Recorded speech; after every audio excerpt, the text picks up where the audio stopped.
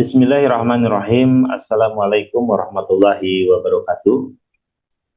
Alhamdulillahilladzi khalaqal mauta wal hayata wa ayyukum asyhadu wa huwa al-hayyul ghafur. Asyhadu an la ilaha illallah wahdahu la syarikalah wa asyhadu anna Muhammadan abduhu wa rasuluh. Allahumma shalli wa sallim wa barik ala sayyidina Muhammad wa ala alihi wa sahbihi.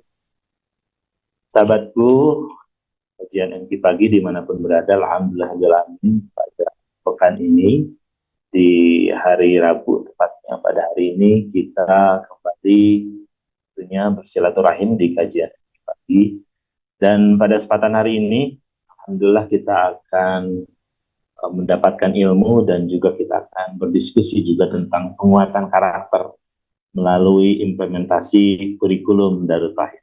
Alhamdulillah. Dan pada kesempatan hari ini, sahabat MQ dimanapun berada, khususnya sering menyimak di MQ pagi, ada dua narasumber yang sudah hadir pada kesempatan hari ini. Insya Allah, saya sendiri, Kang Bagja dan Imak Bibi ikut membantu dalam berjalannya kajian MQ pagi pada kesempatan hari ini. Yang pertama narasumber kita, insya Allah, yang akan berbicara tentang karakter, apa itu karakter, dan juga dan lainnya, serta hal yang didiskusikan. Insya Allah kita sapa dulu Prof. Eri Kurniawan, MAD PhD ya, PhD ya, begitu ya. Assalamualaikum Prof. Eri. Waalaikumsalam warahmatullahi wabarakatuh, Kang Bagja. Ya, alhamdulillah. Terima kasih Pak Eri ya. Beliau praktisi pendidikan juga diamanah di Universitas Pendidikan Indonesia. Kemudian juga yang kedua narasumber kita adalah Dr. Agus Kurniawan, MPD. Assalamualaikum Pak Agus. Waalaikumsalam warahmatullahi wabarakatuh. Kang Bagja sehat? Alhamdulillah. Sehat-sehat ya Pak Agus ya? Sehat, alhamdulillah insya Allah. Baik, alhamdulillah. Baik, sahabatku sekalian, kita akan sama-sama dengarkan dulu nih ya, tentunya pembahasan kita berkaitan dengan karakter itu seperti apa ya, bersama dengan Pak Eri ya.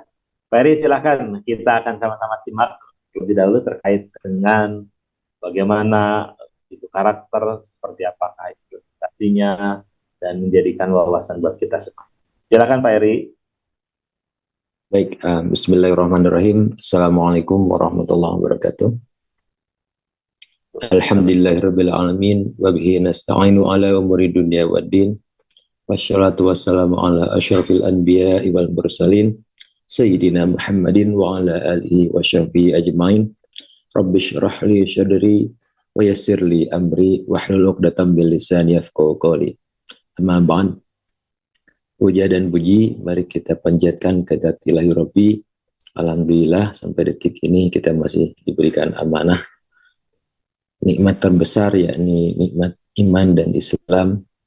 Sholawat dan salam semoga tetap tercurah limpahkan kepada junjungan alam Habibana wa Nabiyana Muhammad Sallallahu Alaihi Wasallam, kepada keluarganya, kepada para sahabatnya, dan mudah-mudahan sampai pada kita semua selaku pengikutnya. Amin ya Allah ya Rabbal Alamin. Para ikhwah filah yang saya hormati, ini guru saya Ustadz Bagja, Kang Agus. Salam silaturahminya. Pada kesempatan kali ini, saya ingin berbagi sedikit pemahaman saya sebagai praktisi pengamat pendidikan, wabil khusus terkait dengan karakter ini. Nah, kalau kita lihat sejarah, sebenarnya pendidikan karakter ini sudah menjadi kata, sudah menjadi topik ya yang begitu lama dibahas dalam dunia pendidikan, baik dalam konteks riset maupun dalam pembahasan-pembahasan dalam seminar dan konferensi. Nah, yang patut kita telusuri sebenarnya apa urusan karakter dengan pendidikan ini. Nah, sahabat filah yang saya hormati, kalau kita lihat sesungguhnya kalau kita bicara pendidikan itu, kita tidak bisa melepaskan diri dari yang namanya karakter.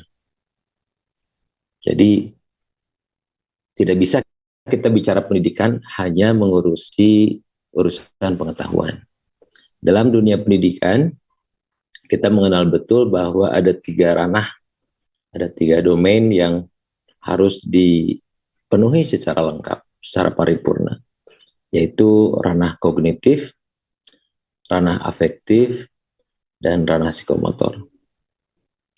Nah, ranah kognitif ini lebih banyak berurusan dengan pengetahuan. Intinya bagaimana sebagai pendidik kita memastikan bahwa anak didik kita itu bisa dibekali dengan pengetahuan. Yang tadinya tidak tahu, di ujung proses pendidikan dia menjadi tahu. Dan saya yakin setiap kita sudah cukup paham ya, sudah begitu menguasai bidang ini. Jadi salah satu aspek kita sebagai pendidik itu adalah pengajar. Jadi bagaimana memberikan pengajaran sehingga anak didik kita itu menjadi lebih terajar lah, menjadi lebih paham. Nah, sejauh ini sisi ini menjadi fokus utama ya. Kalau kita perhatikan secara umum, baik di pendidikan Indonesia maupun pendidikan secara internasional. Jadi bagaimana memastikan bahwa anak didik itu bisa menjadi lebih cerdas, bisa menjadi lebih pintar. Dan kalau kita lihat perkembangannya dari sisi pendidikan, di ilmu pengetahuan ini sudah pesat dan bisa menyimpulkan bahwa dalam konteks ini pendidikan sudah bisa menghantarkan manusia menjadi lebih pintar, begitulah. Nah, tapi pendidikan juga ada 2 ranah lain yang harus diurusi, yaitu afektif dan psikomotor. Nah, afektif ini mengurusi sisi rasa.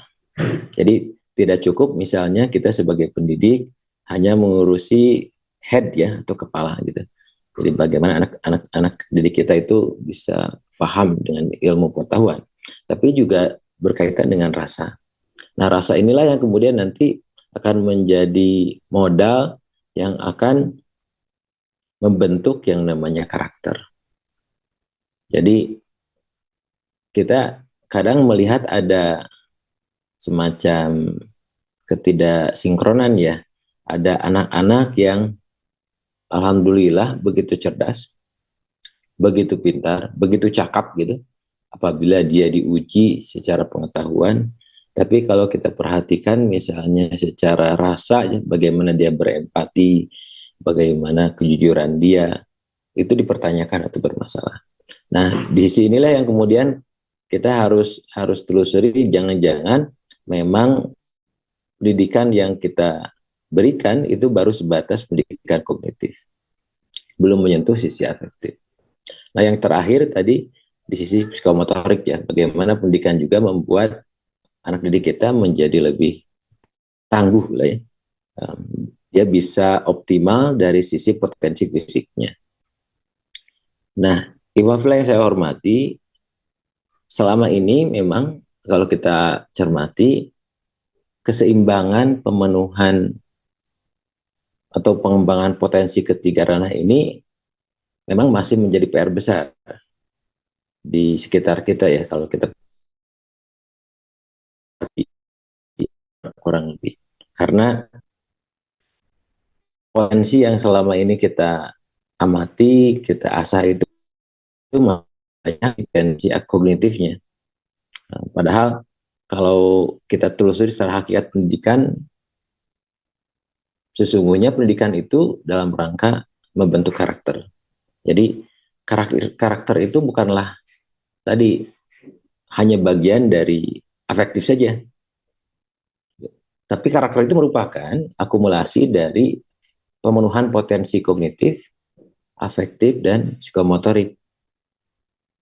Jadi sederhananya begini, kalau kita terjun di dunia pendidikan atau persekolahan misalnya, kita mengamati ada anak-anak yang alhamdulillah secara pemenuhan nilai misalnya, itu sudah jauh di atas nilai rata-rata, Tapi kemudian kalau kita melihat secara sikap misalnya, hormat terhadap gurunya agak bermasalah misalnya, kemudian hormat kepada sesama temannya juga ketika diperhatikan ada masalah misalnya, maka satu hal yang bisa kita simpulkan, jangan-jangan pendidikan yang sedang kita langsungkan ini bermasalah, karena baru aspek kognitif saja yang sepertinya sudah tampak ya berhasil dicapai gitu.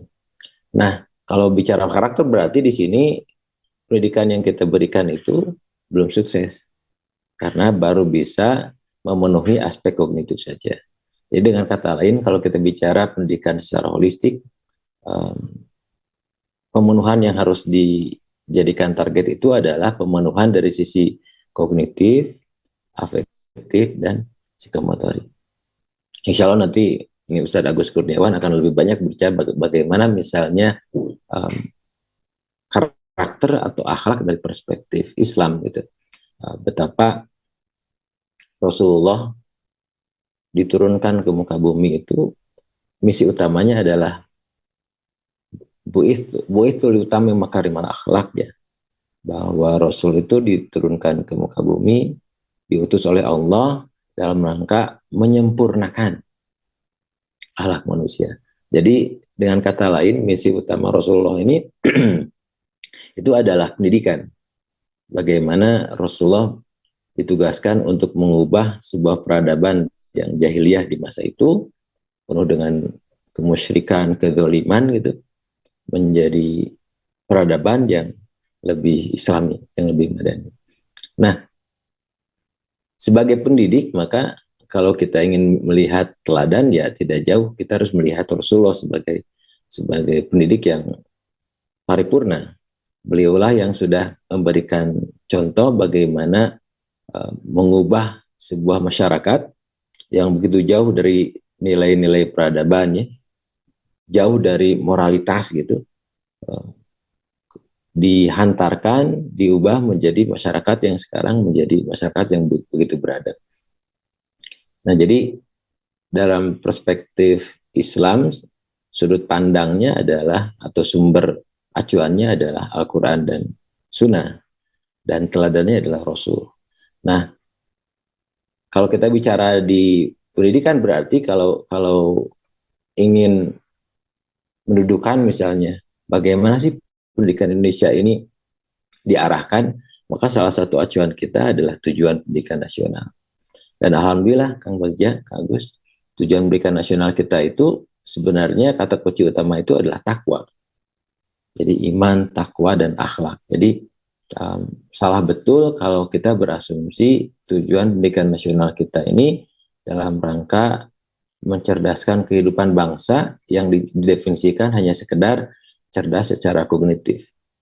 Artinya sebagai bagian dari bangsa ini, sebagai bagian dari pendidik bangsa ini, kalau kita sudah bangga melihat anak didik kita yang terampil misalnya menyampaikan ilmu pengetahuan atau riset, tetapi dari sisi tadi afektif bermasalah, psikomotorik juga kurang, maka tujuan utama dari pendidikan kita itu masih belum tercapai.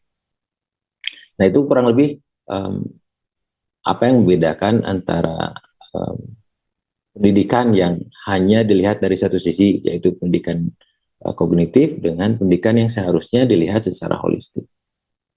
Nah, ikhwan yang saya hormati, kalau kita bicara pada bagaimana sih caranya, bagaimana memastikan bahwa karakter ini bisa menjadi buah dari proses pendidikan yang kita lakukan. Nah, sejauh ini riset sudah banyak menguji, ya, sudah banyak memastikan apa saja yang bisa dilakukan agar proses pendidikan ini bisa betul-betul membentuk akhlak atau karakter anak didik yang sesuai dengan harapan. Nah, yang menjadi kunci pertama itu adalah pembiasaan. Pembiasaan ini intinya bagaimana kita memastikan bahwa aktivitas yang disajikan dalam proses pembelajaran itu bisa mengarahkan anak agar terbiasa untuk menerapkan nilai-nilai yang diharapkan. Jadi misalnya, katakanlah di sekolah kita ingin mengajarkan nilai jujur. Nah, nilai jujur ini kan tidak bisa hanya kita ajarkan melalui ceramah. Bahkan Ustaz Bagja dan Ustaz Agus dalam sebuah buku, seorang pakar itu bahkan membedakan antara teaching morality dengan morality of teaching. Jadi antara mengajarkan nilai-nilai moralitas dengan moralitas pengajaran. Maksudnya seperti apa? Nah, kadang kita merasa sudah cukup, katakanlah saya sebagai pengajar bahasa Inggris, dan saya merasa bahwa saya pun harus berdakwah. Maka kadang yang saya lakukan adalah berceramah. Saya menjelaskan kepada anak didik saya bahwa jujur itu penting. Misalnya dalam konteks ujian, bahwa kalian tidak boleh menyontek, kalian tidak boleh bekerja sama. Jadi nilai ini kemudian disebutkan, diajarkan. Dan menurut Johnson itu lebih ke teaching morality. Yang secara riset, Kang Bagja dan Kang Agus, itu ternyata terbukti tidak efektif. Jadi anak didik kita itu kalau bicara moralitas, nilai atau karakter, itu tidak begitu menangkap apa yang diceramahkan. Jadi sehebat apapun seorang Eri Kurniawan sebagai pendidik, misalnya sebagai pengajar, berceramah meyakinkan mereka pentingnya kejujuran, kalau hanya berujung pada ceramah, maka insya Allah anak didik kita hanya paham. Dia tidak menjadi pribadi yang jujur gitu. Jadi karakternya tidak menempel. Nah, jadi pertanyaannya apa yang harus dilakukan? Nah, Johnson menawarkan morality of teaching. Jadi sebagai guru bahasa Inggris, Kang Bagja, Ustaz Agus, tidak salah kalau saya tidak berceramah. Karena secara profesional tugas saya adalah mengajarkan bahasa Inggris. Nah, bagaimana atau sebagai Muslim, saya juga harus mengajarkan nilai-nilai keislaman, nilai-nilai karakter tadi. Maka yang bisa saya lakukan adalah sebagai pendidik, saya harus menunjukkan kejujuran. Jujur dalam konteks pengajaran, jujur dalam konteks materi, jujur dalam konteks penilaian, dan sebagainya. Jadi anak didik akan melihat, oh Masya Allah nih, dosen saya, guru saya ini begitu jujur dalam tingkah lakunya, yang tercermin dalam proses pembelajaran sampai ke asesmen pembelajaran. Nah, itulah yang nanti kemudian akan ditangkap, akan diamati, kemudian akan menempel. Itu riset sudah menunjukkan begitu. Jadi betapa morality of teaching itu akan lebih efektif secara riset dibandingkan teaching morality. Maka salah satu hikmah yang bisa kita ambil dari ini adalah sebagai guru, terutama kalau kita bicara dalam konteks norma pendidikan ya, pendidikan karakter secara eksplisit itu kan ditugaskan kepada guru pendidikan agama ya, kemudian guru pendidikan kewarganegaraan gitu. Maka guru-guru atau pengajar mata pelajaran lain sebenarnya secara kurikuler tugasnya adalah mengajarkan karakter secara tidak langsung. Nah, yang dimaksud dengan secara tidak langsung itu tadi melalui pembiasaan atau melalui keteladanan. Jadi alih-alih kita berceramah di depan anak didik kita, padahal tugas kita adalah mengajarkan bahasa Inggris atau bahasa Indonesia misalnya, atau fisika, maka yang harus kita lakukan kalau betul-betul ingin mendidik anak kita, terutama penanaman karakter yang kita harapkan, yaitu kita biasakan gitu karakter itu menjadi aktivitas dalam pembelajaran. Nah, dalam banyak riset, Kang Bagja dan Kang Agus, dan Ikhwafilah semuanya, rupanya pembiasaan ini dan keteladanan ini merupakan dua kunci yang insya Allah bisa secara efektif menghantarkan anak didik kita menjadi anak didik yang berkarakter. Yang tadi, yang secara ranah kognitifnya insya Allah terisi, afektifnya terasah, psikomotoriknya juga teruji. Dan caranya tadi, bagaimana kita merancang ya pembelajaran yang bukan hanya membuat anak didik kita tahu, tapi juga mereka dibiasakan untuk mempraktekkan, menginternalisasikan nilai-nilai baik ya, kalau dalam konteks kita yang bersumber dari Al-Quran dan Sunnah. Dan yang terpenting yang harus kita lakukan juga memberikan teladan. Makanya dalam konteks pendidikan ini, peran pendidik itu menjadi kunci utama. Yang tanpa itu insya Allah pendidikan akan gagal. Jadi tidak bisa kita berceramah like-nya dai misalnya, kalau apa yang kita ceramahkan kita tidak internalisasi dan kita praktekkan dalam keseharian kita sebagai pengajar. Makanya dalam konteks budaya kita sebenarnya, Kang Bagja sama Ustaz Agus, betapa derajat guru itu sangat besar ya, sehingga itu menjadikan panggilan ya, Kang Guru gitu ya. Jadi guru ini tugasnya tidak selesai di ruang kelas. Guru ini kemudian menjadi panggilan mulia yang begitu dihormati di masyarakat. Dan tidak bisa kita misalnya berasumsi begini, tugas saya secara profesional di guru itu tuntas di ruangan kelas.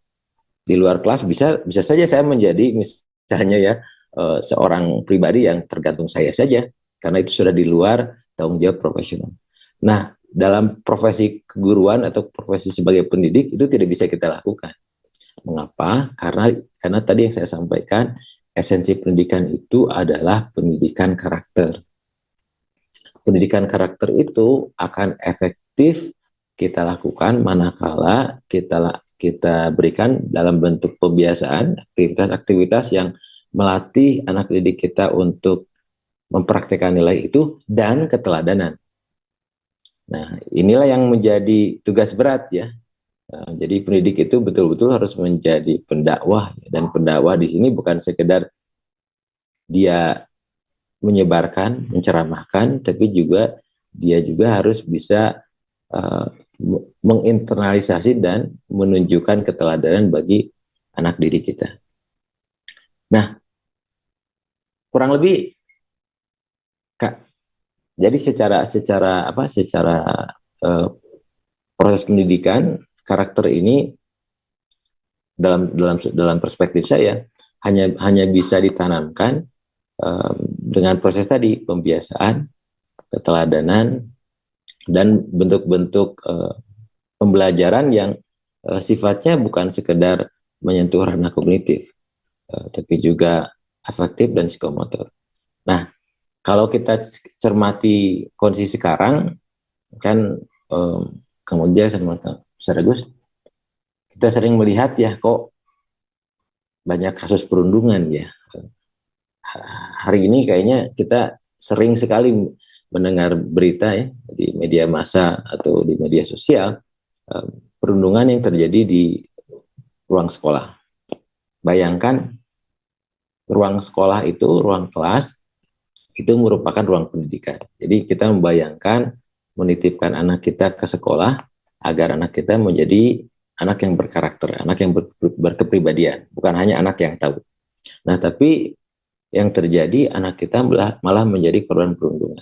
Nah, salah satu yang bisa kita evaluasi atau kita telusuri, jangan-jangan proses pendidikan yang selama ini kita lakukan itu masih terlalu banyak menekankan pada proses penanaman kognitifnya saja.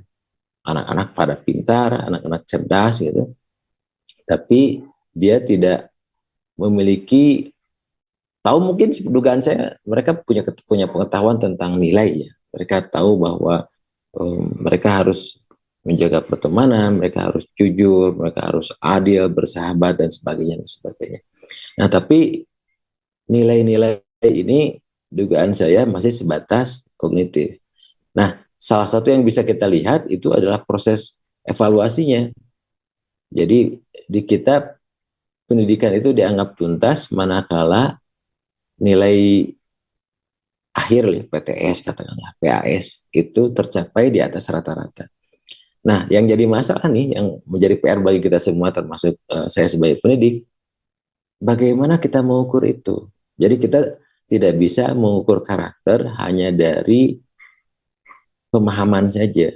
Jadi kalau misalnya kita bayangkan nih, Kang Wajah dan Ustaz Agus, anak didik kita ditanya, apa yang dimaksud dengan kejujuran? Saya yakin setiap anak kita tahu. Apa yang dimaksud dengan keadilan misalnya. Oh, itu sila kemana? Sila yang mana dari Pancasila yang menurunkan nilai itu? Dugaan saya anak-anak kita akan sangat terampil, sangat cakap dengan itu. Nah, dan itu tidak bisa menjadi alat ukur untuk menilai sejauh mana anak didik kita berkarakter. Itu hanya bisa mengukur yang disebut dengan moral knowing gitu kalau dari sisi konsep. Jadi anak kita itu tahu gitu bahwa nilai ini artinya apa, pentingnya apa, turunan dari katakanlah Pancasila atau Al-Quran Sunnah di bagian apa. Nah, tapi ketika bicara moral doing gitu, bagaimana menerapkan nilai-nilai itu dalam keseharian mereka berinteraksi dengan temannya atau berinteraksi dengan gurunya atau masyarakat yang lain, itu masih menjadi permasalahan besar gitu. Nah, yang kemudian tadi harus menjadi perhatian kita semua sebagai pendidik, bagaimana nilai-nilai ini betul-betul bisa diterapkan, dan ini harus menjadi bagian dari asesmen juga gitu, bahwa di akhir semester, di akhir pembelajaran, di akhir proses pendidikan yang harus kita nilai itu bukan sekedar moral knowing tadi, bagaimana pengetahuan anak didik kita terkait dengan nilai-nilai yang mulia tadi, nilai-nilai yang baik tadi, terkait dengan akhlak tadi. Tapi harus sampai pada bagaimana anak-anak didik kita amati ya, karena paling tidak itu yang bisa kita lihat ya secara kasat mata, kita amati sudah mulai mempraktikkan atau menginternalisasi nilai-nilai tadi. Jadi sudah pengukurannya harus sudah sampai ke moral doing. Nah, itu sepertinya yang menjadi PR kita, bahwa pendidikan kita masih pada aspek kognitif, begitupun pengukuran keberhasilan pendidikan kita. Nah, inilah yang menjadi PR kita, bukan hanya tugas pendidik menurut saya, karena pendidikan ini kan tanggung jawab bukan hanya guru ya, Kang Bagja, Ustaz Agus, tapi tugas masyarakat gitu. Maka masyarakat juga harus paham dengan tugas pendidik, dan masyarakat juga harus bantu bagaimana menerapkan nilai-nilai ini di rumah ya. Riset menunjukkan ternyata bahwa anak-anak meneladani sikap perilaku orang yang dekat dengan dirinya, orang yang dia kagumi. Jadi dugaan saya urusan perundungan ini masalahnya juga bukan hanya urusan sekolah, bisa jadi di rumahnya ada masalah, bisa jadi di lingkungan sekitarnya ada masalah. Makanya saya berharap betul kita harus duduk bersama membereskan masalah ini dengan cara tadi, bagaimana menerapkan nilai-nilai yang baik ya, nilai-nilai yang berdasarkan pada akhlakul karimah, bukan hanya urusannya di ruang kelas atau di sekolah secara umum, tapi juga di rumah dan di lingkungan masyarakat. Karena ketika ada anak yang kemudian bermasalah melakukan perundungan, itu bukan kasus atau permasalahan sekolah saja, itu permasalahan orang tuanya dan permasalahan lingkungan saja. Baik, nah itu paling Ustaz Bagja sama Ustaz Agus yang bisa saya sampaikan terkait dengan esensi pendidikan yang ujung-ujungnya adalah membentuk karakter, dan bagaimana proses dan evaluasi pendidikan itu harus bisa memastikan bahwa anak didik kita bukan hanya tahu, tapi juga dia bisa menjadi pribadi yang berkarakter atau berakhlak. Allahumma muwaffiq ila aqwamit thoriq. Assalamualaikum warahmatullahi wabarakatuh. Waalaikumsalam warahmatullahi wabarakatuh. Alhamdulillahirrahmanirrahim. Sahabat yang dimanapun berada, sangat menarik sekali tadi yang disampaikan oleh Prof. Henry ya, bicara tentang karakter ya. Nanti mudah-mudahan ada waktu kita bisa berdiskusi. Tapi kunci utama tadi disampaikan bahwa karakter ini adalah akhlak mulia, dan yang paling terpenting adalah karakter ini bagian daripada harus dicontoh. Kenapa ada perundungan? Bisa jadi karena melihat contoh, begitu kan ya. Jangan sampai guru, orang tua yang ada di rumah, yang orang-orang terdekat sering bertemu, kalah dengan idola-idola yang lain, yang bisa jadi akhlaknya di luar daripada yang disampaikan oleh Rasul. Makanya kenapa orang-orang terdekat kita itu bisa jadi kurang maksimal guru, sehingga mencontoh akhlak-akhlak yang lain, ya insya Allah. Dan pada kesempatan hari ini kita akan bahas bagaimana akhlak ataupun juga karakter ini yang dikembangkan di persekolahan Darut Tauhid, ya insya Allah. Assalamualaikum Pak Agus Kurniawan. Waalaikumsalam warahmatullahi wabarakatuh, Pak Bagja. Ya, Alhamdulillah. Silakan Pak Agus, tadi sudah berbicara tentang karakter secara luas ya, bagaimana ada kognitif dilihat dari perspektif kognitif, afektif, dan psikomotorik ya. Dan juga mudah-mudahan nanti ada korelasinya dengan kondisi karakter yang dikembangkan di pesantren Darut Tauhid. Kalau guru kita sering menyampaikan, kalau belajar karakter itu ibaratnya itu kita mau berenang Pak Eri ya. Jadi kalau hanya teori saja, berenang itu harus begini, nggak bisa. Tapi kalau langsung turun ke kolam renang sambil diajarkan, dia berenang, iya. Kalau ngomongin jujur itu tidak hanya dengan teknik, tapi teknik pelaksanaan. Betul, implementasinya. Nah, kita akan bahas nih berbicara karakter akhlak di persekolahan Darut Tauhid, seperti apa implementasinya, kurikulumnya juga seperti apa. Pak Agus. Baik, izin Prof. Eri ya, dan juga Pak Bagja dan juga sahabat-sahabat sekalian, saya izin share screen. Alhamdulillah sebenarnya tadi sudah cukup ya dengan pemaparannya Prof. Eri terkait pendidikan karakter. Mungkin nanti saya izin untuk menyampaikan terkait penguatan karakter, khususnya memang berdasarkan implementasi kurikulum Darut Tauhid begitu ya di Darut Tauhid ini. Artinya memang dari sudut pandang yang lain seperti itu.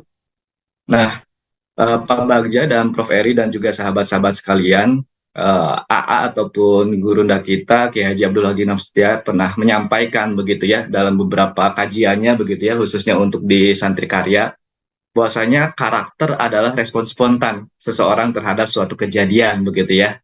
Jadi kalau misalnya ketika menghadapi sebuah kejadian responnya itu adalah aduh, nah berarti karakternya itu aduh begitu ya.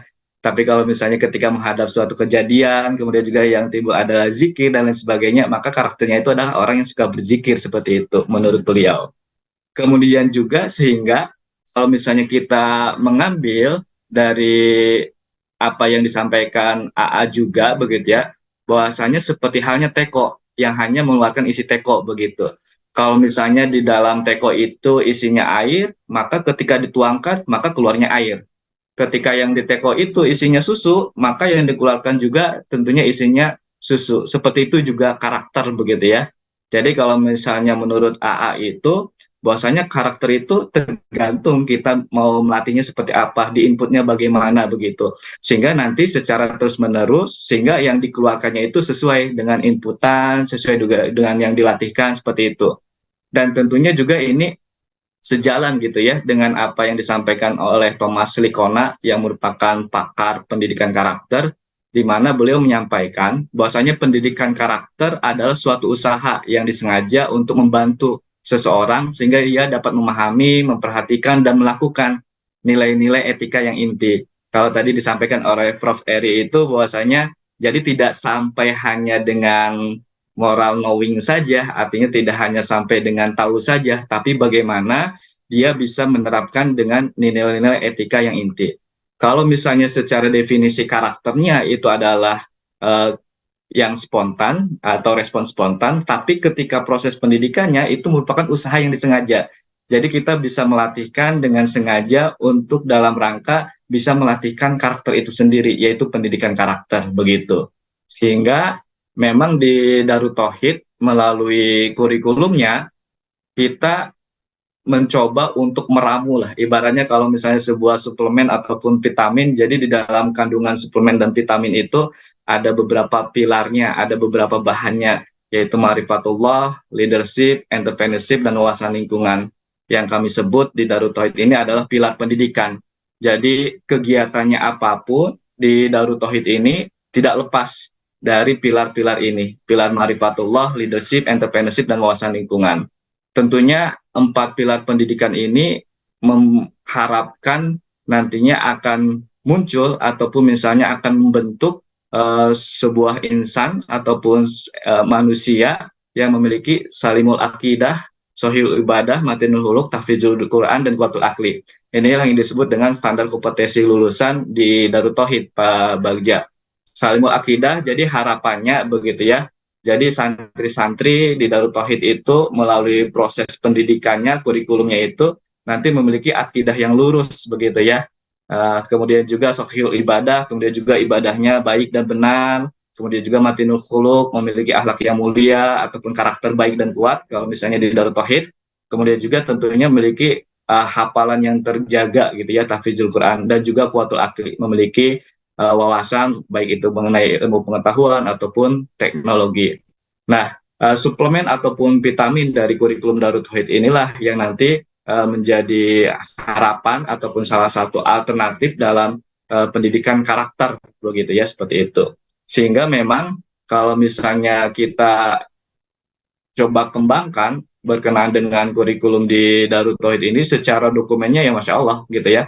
Jadi secara dokumennya alhamdulillah kita dibantu juga oleh konsultan pengembang kurikulum nasional begitu ya, yang sudah secara pengembangan, nah itu sudah cukup lama gitu ya di Pusat Kurikulum Pengajaran Kemendikbudristek. Jadi memang untuk kurikulum Darut Tauhid ini alhamdulillah sudah tersusun peraturan-peraturan Yayasan Darut Tauhidnya, kemudian juga peta nilai karakter, literasi, dan numerasinya juga, kemudian juga peta integrasi kompetensi dasar, termasuk juga tujuan pembelajaran, kemudian juga modul KTSP atau KOSP, kemudian juga modul Asjar, termasuk juga dimensi profil santri DT. Jadi ketika belajar di Darut Tauhid ini nanti tidak hanya belajar tentang profil santri, profil pelajar Pancasila saja, tapi memang nanti sudah direkayasa sedemikian rupa yang merupakan bagian dari rekayasa pendidikan, yaitu adanya dimensi profil santri DT, termasuk juga dengan standar mutu program pengasuhannya. Jadi kalau misalnya tadi yang disampaikan oleh Prof. Eri, bahwasanya memang pendidikan karakter itu tidak bisa hanya dilakukan oleh guru ketika di dalam kelas saja, tapi ketika di luar kelas sudah selesai begitu ya. Sehingga memang proses pendidikan karakter itu memang menjadi bagian yang memang tidak terpisahkan dalam berbagai aktivitas santri ketika ada di Darut Tauhid begitu ya. Baik itu di lingkungan belajar intrakurikulernya, kokurikulernya, ekstrakurikulernya, atau bagian ketika di masyarakat ataupun pengasuhan begitu ya. Sehingga ketika pembelajaran di kelas tadi, selain mereka dikuatkan terkait masalah literasi numerasi yang memang udah menjadi amanah daripada kurikulum nasional, tapi mereka juga tetap dikuatkan dengan nilai dan karakternya begitu. Ya tentunya dengan mengakumulasikan tadi tiga kemampuan gitu ya, baik itu kognitif, psikomotor ataupun afektifnya begitu. Itu di kegiatan pembelajaran di kelas seperti itu. Tentunya nanti ketika proses pembelajaran di dalam kurikuler juga, karena memang pendidikan karakter itu adalah merupakan upaya yang disengaja begitu ya dan terus menerus, sehingga nanti di dalam kegiatan proyek ataupun proyek penguatan profil pelajar Pancasila itu, jadi selain 6 dimensi profil pelajar Pancasila melalui 7 tema itu, tentunya nanti dikuatkan juga dengan 4 dimensinya profil santri DT, yaitu tadi ma'rifatullah, leadership, entrepreneurship, dan juga wawasan lingkungan.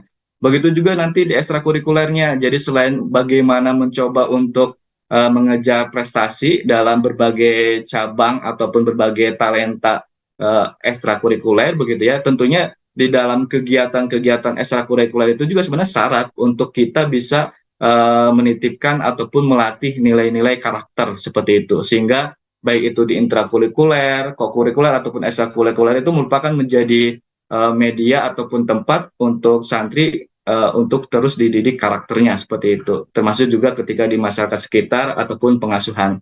Karena tentunya di Darut Tauhid Pak Bagja ya, karena memang selain ada yang full day, juga ada yang boarding school begitu ya. Sehingga 24 jam ketika yang boarding school itu, memang setiap aktivitasnya itu diharapkan merupakan bagian daripada pendidikan karakter ataupun tata nilai di Darut Tauhid seperti itu. Sehingga memang dalam proses implementasi ataupun penerapan kurikulum di Darut Tauhid begitu ya Prof Eri, tadi sepakat dengan yang disampaikan oleh Prof Eri. Jadi memang tidak hanya sebatas pada knowledge-nya aja disiapkan, tidak bisa secara ceramah saja begitu ya, tapi harus ada proses pembiasaan yang memang secara konsisten dan terus-menerus yang memang sengaja direkayasa agar membentuk karakter-karakter tertentu. Contohnya misal dari yang sederhana, kalau misalnya di Darut Tauhid itu memang nanti dilatih mengenai BR3T. Ini merupakan salah satu karakter dan juga tata nilai yang ada di Darut Tauhid begitu ya. Bersih, rapi, tertib, teratur. Mungkin sebagian orang menganggap hal yang sederhana begitu ya, bagaimana sendal ataupun alas kaki itu tersusun rapi begitu ya di beberapa tempat, baik itu di masjid ataupun di sekolah dan lain sebagainya begitu. Tapi ketika hal ini dilakukan secara terus-menerus, secara dibiasakan terus-menerus begitu ya, secara konsisten, secara tidak langsung sebenarnya ini akan membentuk sebuah karakter di mana karakternya itu adalah bersih, rapi, tertib, teratur dan juga terpelihara begitu ya. Yang di Darut Tauhid ini disebut dengan tata nilai budaya PR3T seperti itu.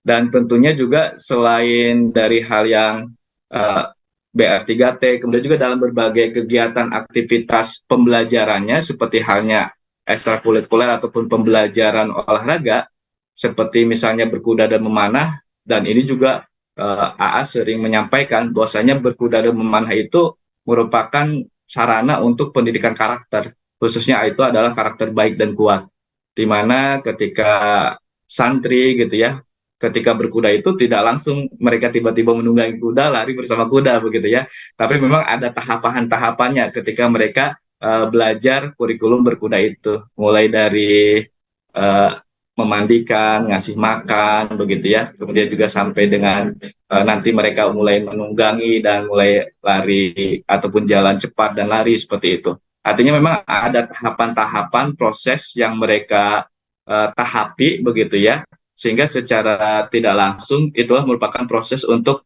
menguatkan karakter mereka begitu ya, baik itu karakter beraninya, karakter ikhlasnya, karakter jujur, tawadhu, disiplin ataupun tangguhnya begitu.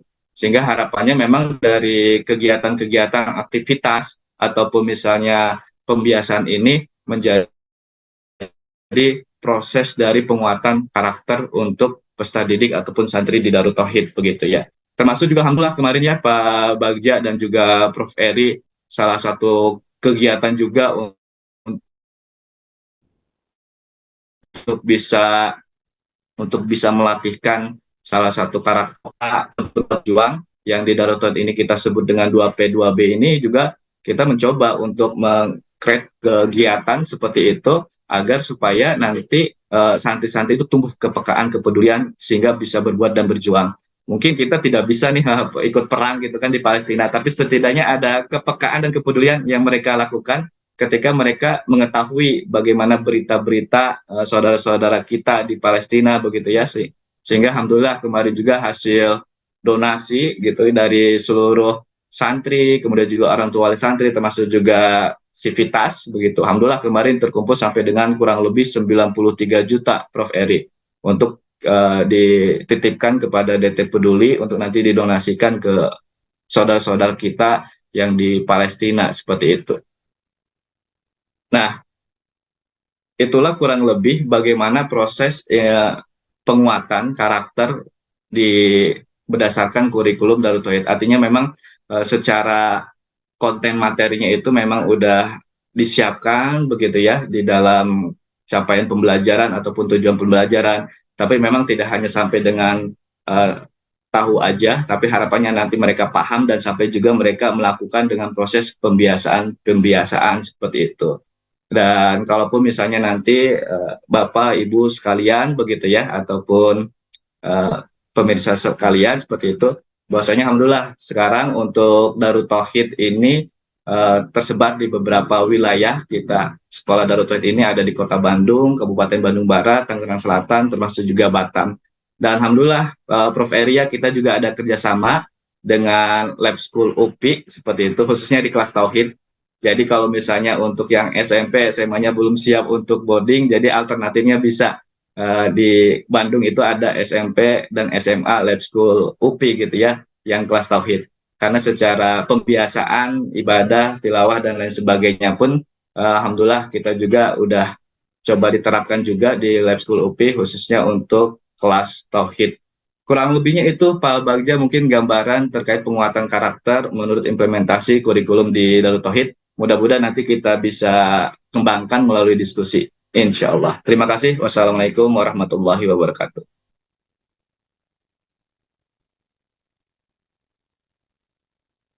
Waalaikumsalam warahmatullahi wabarakatuh. Terima kasih Pak Agus. Alhamdulillah. Ada yang akan ditayangkan terlebih dahulu? Silakan. Sekolah Darut Tauhid Indonesia, Bandung, Batam, Serua membuka pendaftaran peserta didik baru tahun ajaran 2024-2025 tingkat TK, SD, SMP, SMA, dan SMK. Lembaga pendidikan formal yang berbasis pesantren Darut Tauhid yang menerapkan kurikulum nasional dan kurikulum khas pesantren Darut Tauhid mewujudkan generasi ahli zikir, ahli fikir, dan ahli ikhtiar berlandaskan tauhid, melahirkan generasi mandiri yang berprestasi dan bertauhid. Kuota terbatas. Segera daftarkan putra-putri Anda. www.ppdb.darutauhid.sch.id. Baik, alhamdulillahirobbilalamin. Itu sekilas terkait dengan PPDB yang ada di Darut Tauhid, persekolahan Darut Tauhid, mulai dari TK, SD. Baik sahabatku, dimanapun berada, di pagi, alhamdulillah, sudah banyak sekali kita mendapatkan ilmu, ya, bicara tentang karakter, berbicara tentang implementasi. Prof. Eri dan juga Pak Agus, saya satu ngambil ayat di dalam Quran surat Al-Baqarah, ayat ke-152. Karena itu ingatlah kamu kepadaku, niscaya aku ingat pula kepadamu. Dan janganlah kamu mengingkari nikmatku. Jadi kalau berbicara karakter itu adalah berbicara bagaimana semua yang sudah ditulis di dalam Quran. Jadi penelitian terhebat itu adalah penelitian yang sudah diberikan Allah melalui malaikat kepada siapa? Kepada Rasulullah SAW. Itu risetnya sudah jelas di sana. Jadi kalau kita ingin berperilaku bagus, maka nikmat mana lagi? Kata. Itu di dalam Al-Baqarah. Alhamdulillah. Baik, kita akan coba untuk berdiskusi bila ada yang ditanyakan dari Zoom ataupun juga dari media. Kita ada di Instagram, ada di YouTube, ada di media-media medsos juga ya, insya Allah. Satu pertanyaan di sini bisa dijawab oleh Prof. Eri ataupun juga Pak Agus ya. Apakah di Darut Tauhid tinggi? Pak Agus, mangga Pak Agus. Ya, bismillah, izin menjawab ya Pak Bagja. Ya, Bapak Ibu sekalian, alhamdulillah di Darut Tauhid ini khususnya di bawah koordinator Yayasan Darut Tauhid Rahmatan lil Alamin, bahwasanya memang selain ada pendidikan dasar dan menengah gitu ya dari PGTK, SD, SMP, SMA dan SMK di beberapa wilayah tadi, sebenarnya di Darut Tauhid juga alhamdulillah ada Sekolah Tinggi Agama Islam Darut Tauhid gitu ya, dengan 2 prodi sekarang, prodi Komunikasi dan Penyiaran Islam dan juga Hukum Ekonomi Syariah, seperti itu. Baik, alhamdulillah. Sudah buka pendaftaran juga Pak Gus barangkali? Sama-sama Pak Bagja, jadi semua persekolahan termasuk juga perguruan tinggi di Darut Tauhid alhamdulillah insya Allah sekarang sudah mulai pembukaan untuk pendaftaran ya, begitu. Termasuk juga untuk yang di lab school ya Prof. Eri ya, baik SMP ataupun SMA-nya juga alhamdulillah udah dibuka juga. Betul, betul. Baik, alhamdulillah. Baik, Prof. Eri, kita lanjutkan lagi, masih ada waktu kurang lebih 10 menit kita sambil menunggu di Zoom ini yang bertanya ya. Bagaimana melihat perkembangan tadi sempat disinggung tentang perundungan nih. Ini akibat dari apa nih hal ini terjadi begitu kan? Dan yang jadi masalah itu ketika orang lain sehingga jadi viral gitu kan ya Betul, di betul, medsos betul, dan betul. seterusnya. Nah ini bisa disampaikan nih Prof. Eri buat pengetahuan buat kita. Baik, Bab utama. Bismillah. Nah, Kang Bagja, Ustaz Agus, dan sahabat sekalian, dalam konteks pendidikan ada satu prinsip yang harus dipegang betul oleh pendidik. Katanya bilangnya begini, it's not what you teach, but what they learn. Jadi sejauh ini kita pendidik, pengajar lebih banyak berfokus materi apa yang bisa kita ajarkan. Bagaimana mengajarkannya. Semuanya tentang saya, kita, kita. Kita lupa bahwa esensi pendidikan itu apa yang mereka pelajari. Yang saya khawatirkan begini, Kang Bagja. Jangan-jangan di ruang kelas, di persekolahan, kita sibuk mengajar, tapi mereka tidak belajar. Jangan-jangan itu yang terjadi, Kang Bagja. Jadi kita fokusnya pada pengembangan materi, pengembangan profesional kita, semuanya tentang pengajar, semua tentang apa yang kita ajarkan, bagaimana cara kita mengajarkan. Kita lupa atau bahkan tidak pernah terpikirkan berfokus pada bagaimana anak-anak kita belajar. Nah, bagaimana anak-anak kita belajar ini kan rupanya dimensinya banyak. Jadi bukan hanya urusan wali kelas, bukan hanya urusan wakasek bidang kurikulum misalnya, tapi semua perangkat sekolah. Jadi bisa jadi, Masya Allah, wali kelasnya hebat, guru mata pelajarannya jago gitu ya. Tapi jangan-jangan di lingkungan sekolah ada teladan, ada contoh, ada praktik yang tidak baik, yang tidak kita perhatikan. Karena kita terlalu banyak fokus pada apa yang kita ajarkan, bukan apa yang mereka pelajari. Jadi secara psikologis anak ini kan menyerap apapun yang mereka amati. Dan keseharian mereka bukan hanya di ruang kelas. Mereka juga ada di sekitar kantin, di sekitar WC, di persekolahan, bahkan yang juga lebih besar itu adalah di luar sekolah. Nah makanya PR kita selaku umat nih, bagian dari masyarakat, juga bagian dari insan pendidikan, kita harus berbagi tugas. Mengapa? Karena dalam konteks generasi hari ini, yang anak-anak kita akses itu bukan hanya dunia nyata ya, tapi dunia maya. Tadi yang Kang Bagja sudah sampaikan secara jelas tuh. Betul, orang tuanya memberikan contoh yang luar biasa. Wali kelasnya memberikan teladan yang baik. Guru-gurunya menjadi orang atau figur yang luar biasa memberikan nilai-nilai yang baik. Tapi jangan-jangan apa yang mereka buka di ponsel mereka yang justru menjadi idola mereka, yang nama-namanya juga kata Kang Agus sulit untuk kita lafalkan karena asing. Ya kan bukan Zaid gitu ya, bukan Muhammad, tapi nama-nama yang itu nama apa gitu. Tapi mereka punya posternya, mereka punya videonya, mereka punya albumnya. Dan ya Allah luar biasa tuh.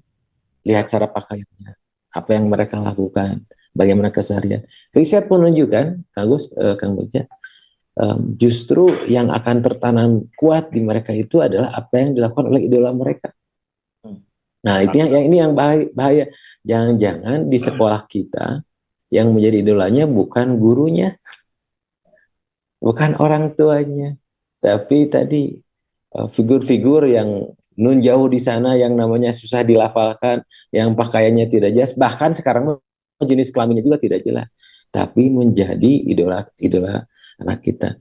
Nah, rupanya bisa jadi untuk urusan perundungan ini karena tadi apa yang mereka tonton, ya, apa yang mereka amati, apa yang menjadi idola mereka yang jelas-jelas tidak memberikan nilai, tidak memberikan contoh yang baik gitu. Nah makanya memang PR kita sebagai pendidik itu cukup banyak karena yang harus kita lakukan, yang harus kita pastikan bukan sekedar apa yang mereka lakukan di kelas ya atau di luar kelas, tapi juga kita harus bisa memberikan arahan pada mereka bagaimana mereka mengakses dunia yang begitu luas itu, yang dunia maya yang tanpa batas itu, agar mudah-mudahan ya walaupun kita tidak bisa kan ya Kang Bagja sampai kita rampas si ponsel mereka, kita misalnya pasangi dengan apa ya, firewall atau apapun itu ya, aplikasi yang bisa membatasi, itu pastinya akan ada cara lagi yang mereka cari untuk menembus itu. Tapi bagaimana menumbuhkan watak karakter agar apa yang mereka lihat di dunia maya yang agak sulit kita amati itu merupakan sesuatu yang sifatnya baik. Begitu kurang lebih. Baik, terima kasih Prof. Eri. Masya Allah. Ini sangat menarik sekali ya, bagaimana contoh ini jadi jangan sampai contoh yang tidak baik. Dan ada yang memang harus kita kuatkan, Prof. Eri. Karena mengendalikan, kalau guru kita selain menyampaikan, untuk mengendalikan anak itu prosesnya berat sekali. Jadi memang bagaimana guru itu mendoakan murid-muridnya. Kalau ada 30, sepertiga malam dilihat wajahnya tuh ya, satu persatu itu. Doakan ya Allah bisa terhindar. Termasuk juga jadi kekuatan doa ini ataupun juga kekuatan ruqyah ini bisa merubah dari mana arahnya nanti oleh Allah dibalikan menjadi idolanya Rasulullah, idolanya membaca Quran, idolanya Prof. Eri misalkan begitu kan ya, yang akan menjadi lebih baik ya insya Allah ya. Minimal anaknya Prof. Eri kan idolanya ayahnya. Baik, ada pertanyaan Pak Agus ini dari IG ya. Assalamualaikum. Lihat ketercapaian karakter pada peserta didik yang dilakukan guru. Nah ini bagaimana Pak Agus ya? Kita sering mendengar PAT begitu kan ya. Nah, boleh dijelaskan Pak Agus? Silakan. Iya, izin mungkin menambahkan ya Pak Bagja, sebagaimana tadi diskusi dengan Prof. Eri juga ya, dengan Pak Bagja begitu ya. Bahwasanya memang betul ya, bahwasanya untuk melakukan sebuah perubahan gitu ya, memang kita ada istilahnya 4 konsep perubahan. Kalau misalnya yang disampaikan oleh AA begitu, tadi juga disampaikan oleh Pak Bagja salah satunya begitu ya, dan juga oleh Prof. Eri salah satunya. Di mana di dalam 4 konsep perubahan itu, yang pertama itu memang perlu adanya suri keteladanan.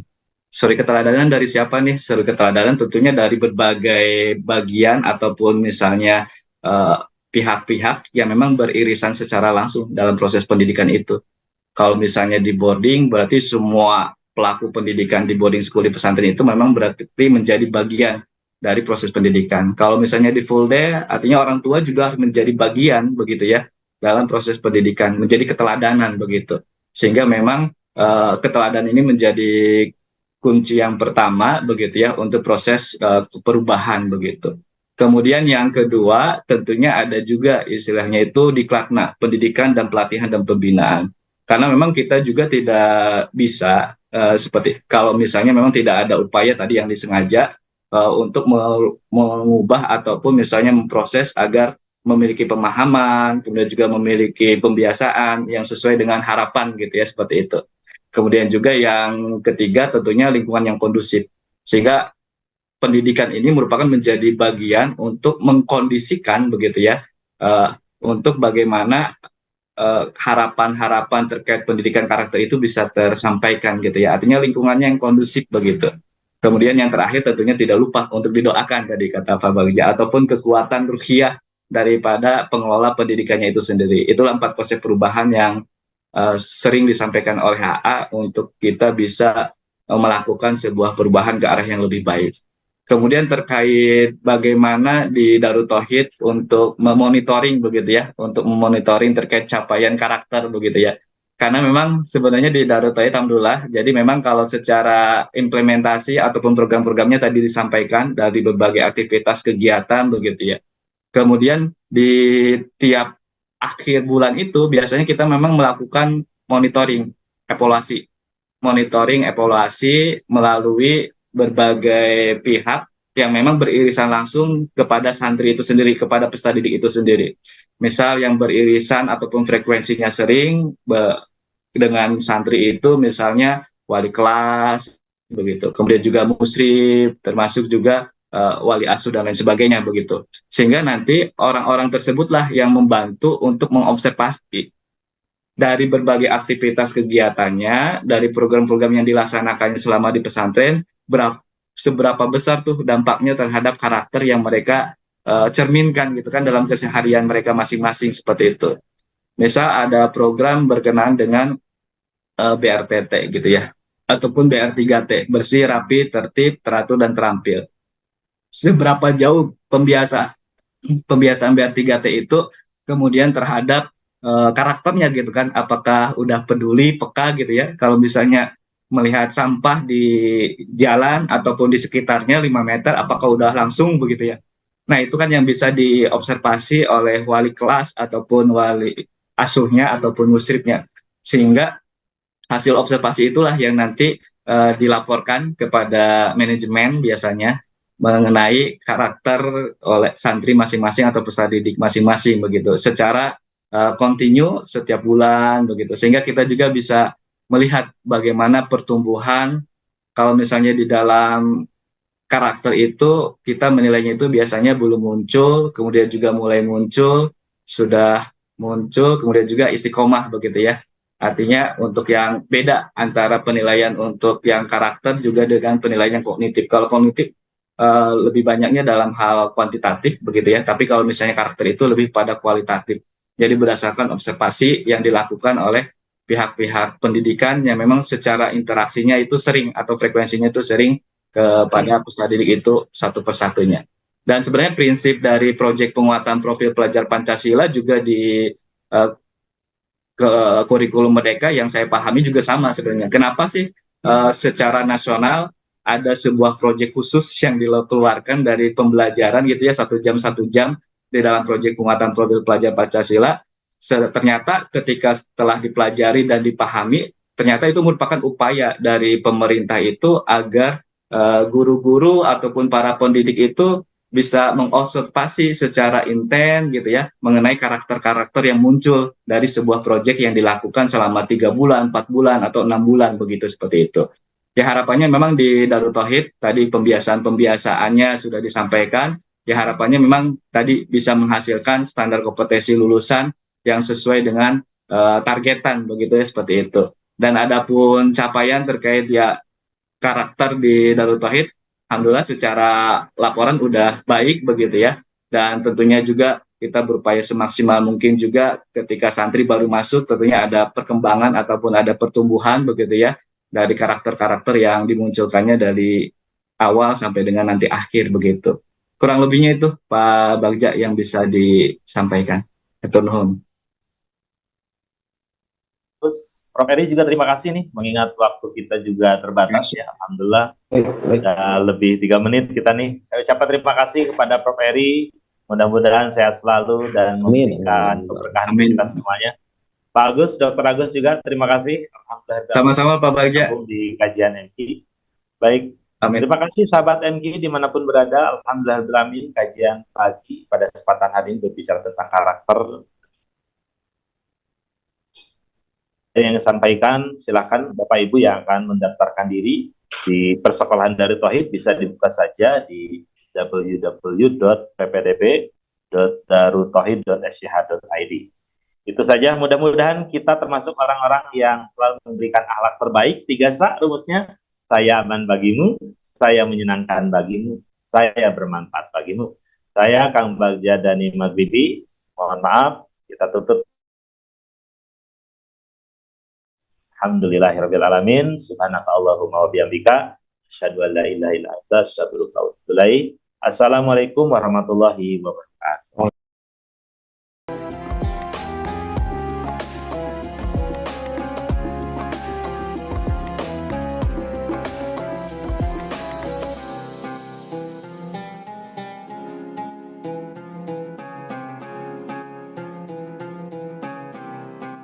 Jangan lupa, saya bilang sekalian, terus berlangganan di Darut Tauhid Official.